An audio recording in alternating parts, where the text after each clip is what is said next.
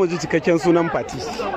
Assalamu alaikum wa rahmatullahi ta'ala wa barakatuhu. Sunana dai Fati Usman wadda kuka fi sani da Fati Slow Motion. To Hajiya Fati, ga ku a taron ku na matan Kannywood, an yi nishadi, an ci an sha.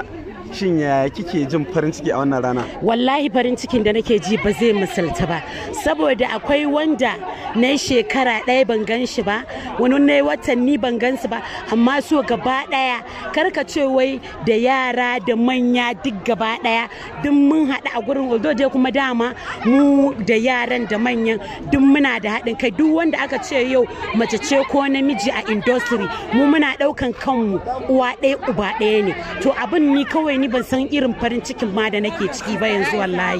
Gaskiya ne. To masoyanki me zaki ce da su?